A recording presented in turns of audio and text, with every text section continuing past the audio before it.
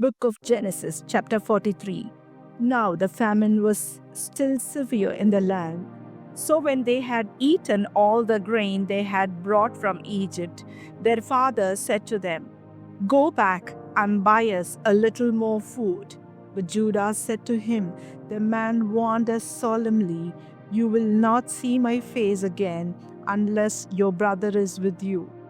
If you will send our brother along with us, we will go down and buy food for you. But if you will not send him, we will not go down, because the man said to us, 'You will not see my face again unless your brother is with you.'" Israel asked, "Why did you bring this trouble on me by telling the man you had another brother?" They replied, "The man questioned us closely about ourselves and our family. 'Is your father still living?' he asked us. 'Do you have another brother?' We simply answered his questions. How were we to know? He would say, 'Bring your brother down here.' Then Judah said to Israel his father, 'Send the boy along with me, and we will go at once, so that we and you and our children may live and not die. I myself will guarantee his safety. You can hold me personally responsible for him. If I do not bring him back to you and set him here before you, I will bear the blame before you all my life. As it is, if we had not delayed, we could have gone and returned twice." Then their father Israel said to them, "If it must be, then do this. Put some of the best products of the land in your bags and take them down to the man as a gift: a little balm and a little honey, some spices and myrrh, some pistachio nuts and almonds. Take double the amount of silver with you, for you must return the silver that was put back into the mouths of your sacks. Perhaps it was a mistake. Take your brother also and go back to the man at once. And may God Almighty grant you mercy before the man, so that he will let your other brother and Benjamin come back with you. As for me, if I am bereaved, I am bereaved." So the men took the gifts and doubled the amount of silver, and Benjamin also. They hurried down to Egypt and presented themselves to Joseph.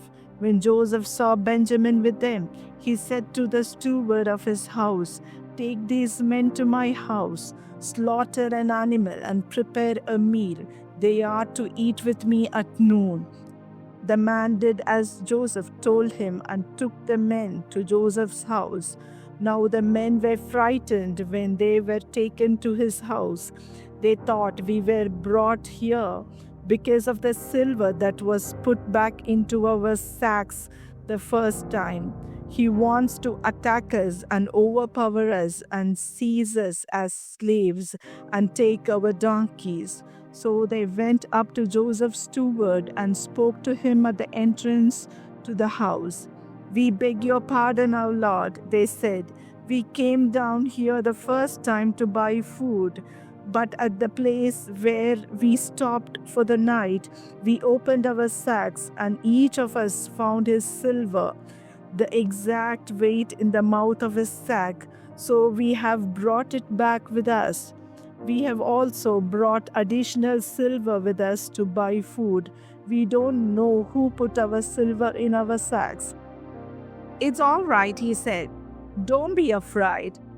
Your God, the God of your father, has given you treasure in your sacks.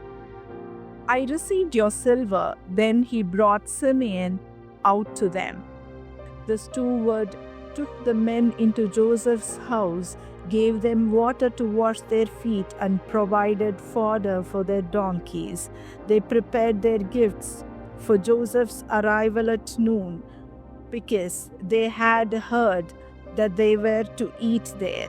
When Joseph came home, they presented to him the gifts they had brought into the house, and they bowed down before him to the ground. He asked them how they were, and then he said, "How is your aged father you told me about? Is he still living?" They replied, "Your servant, our father, is still alive and well." And they bowed down, prostrating themselves before him. As he looked about and saw his brother Benjamin, his own mother's son, he asked, "Is this your youngest brother, the one you told me about?" And he said, "God be gracious to you, my son."